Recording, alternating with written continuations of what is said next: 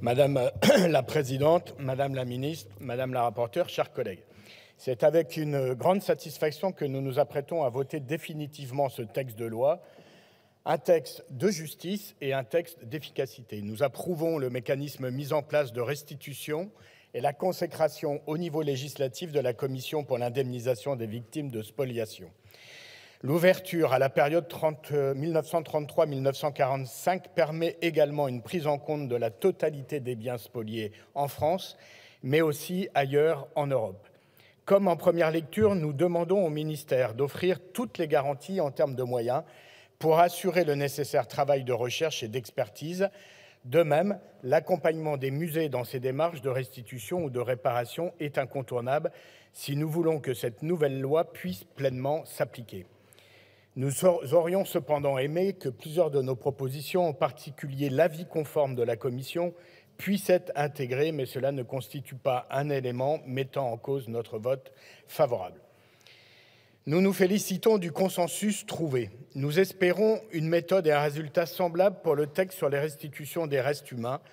Et nous demandons aussi que le troisième texte sur les restitutions de biens volés, pillés pendant la colonisation, puisse aussi faire l'objet d'un travail apaisé, à l'instar de celui-ci. Ce sont aussi des éléments constitutifs de notre histoire que nous devons appréhender avec lucidité. Lors de mon intervention en première lecture, je vous ai longuement parlé de Missak et Méliné Manoukian, qui rentreront au Panthéon le 21 février 2024. Résistants, étrangers, communistes, survivants au génocide arménien, patriotes et internationalistes, cette panthéonisation consacrera leur rôle dans la défense des valeurs de notre République, la place des communistes dans la résistance et des étrangers, bien plus fidèles à nos valeurs que certains Français collaborationnistes, dont certains ont pu continuer leurs activités politiques et prospérer à mesure que la mémoire de leurs crimes s'effaçait. Après d'autres collègues, je salue ici cette autre résistante, Rose Valland, dont on a beaucoup évoqué l'action de résistance pendant nos débats, elle qui permit de récupérer environ 60 000 œuvres d'art volées par les nazis. Tous ces actes de résistance ont non seulement sauvé des vies, des œuvres, mais ils ont aussi sauvé notre pays de l'infamie. Car oui, c'est bien l'État français qui a collaboré en étant lui aussi à l'initiative des déportations, des persécutions antisémites, des spoliations, des assassinats, des pires crimes contre l'humanité. Les députés communistes sont donc particulièrement satisfaits que la rédaction initiale, qui reprenait la formule « se disant » entre guillemets, gouvernement de l'État français, ait été supprimée.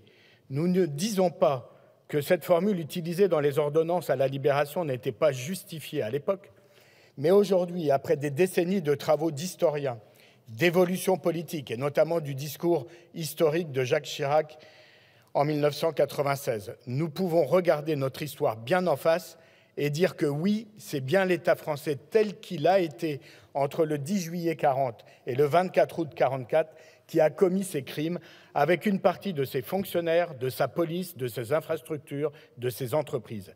Et lorsque nous entendons quelques collègues se voulant bizarrement ou indûment plus gaullistes que De Gaulle lui-même nous expliquer que la France était uniquement à Londres, tout en militant dans un parti dont les premiers statuts ont été déposés par le collaborationniste Pierre Bousquet, je préfère y voir le fruit de l'inculture plutôt que celui du cynisme. Rendre leurs biens aux victimes des exactions antisémites et à leurs descendants n'est pas une réparation, encore moins une compensation. C'est un acte de justice. Nous nous inscrivons pleinement dans cette démarche et nous voterons bien évidemment ce texte. Je vous remercie. Merci, monsieur le député.